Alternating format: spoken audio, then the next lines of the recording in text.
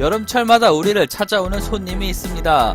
열대 저기압, 우리에게 익숙한 말로 태풍이라고 합니다. 태풍이 한번 지나갈 때마다 많은 피해를 주고 가지요.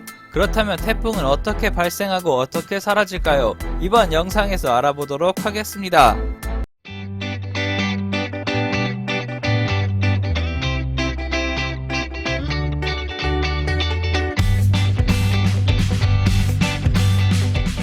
쉽게 이해하기 위해 실생활을 예로 들어보겠습니다.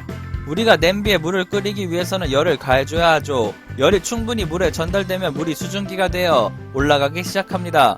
지구도 마찬가지입니다. 태풍의 생성은 주로 태양열을 많이 받는 적도 부근에서 시작되는데, 태양열에 의해 적도 부근의 바다와 공기가 데워지며 수증기를 많이 가진 공기가 위로 상승하게 됩니다. 즉 상승 기류가 생기게 됩니다. 이렇게 상승된 수증기에 의해 구름이 생성됩니다. 수증기가 다시 액체 상태가 되고 물방울이 되어 비로 내리는 과정을 거치게 됩니다. 이 부분에서 주목해야 할 것이 있는데, 기체인 수증기가 다시 액체 상태의 물이 될 때 열을 내놓게 됩니다. 이를 응결열, 액화열, 넓게 표현해서 잠열이라고 합니다. 이렇게 발생하는 열이 주변의 공기를 데우게 되고 상승기류를 연속적으로 만들게 됩니다. 이렇게 되면 공기와 수증기를 더 많이 위로 끌어올리게 되는 것이죠. 이렇게 상승기류가 발생하면 어떤 일이 일어날까요? 아래쪽에 있던 공기가 위쪽으로 올라가다 보니 아래쪽은 저기압 상태, 위쪽은 고기압 상태가 됩니다. 기압의 균형을 맞추기 위해 주변에서 공기가 들어오죠. 이렇게 수증기와 상승 기류로 인해 공기의 흐름이 생기고 이 과정이 반복되어 강한 바람, 태풍이 됩니다.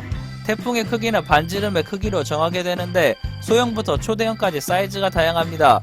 태풍의 중간에는 수직 구멍 부분이 있는데 이 부분은 하강 기류가 발생하여 생긴 것으로 태풍의 눈이라고 부릅니다. 이 태풍의 눈에서는 날씨도 맑습니다. 흔히 우리는 태풍의 중심이 가장 속도가 빠를 것이라고 생각을 하기 쉬운데, 태풍의 눈이 있어서 중심으로부터 조금 떨어진 부분이 속도가 가장 빠르죠. 태풍이 발생하고 태풍은 어떻게 이동할까요? 태풍은 처음에는 무역풍에 의해 북서쪽으로 이동합니다. 이후 편서풍의 영향을 받아 북동쪽으로 진행하는 포물선을 그리며 이동하게 됩니다. 이때 진로를 바꾸는 위치를 전향점이라고 부르죠. 태풍은 어떻게 소멸할까요?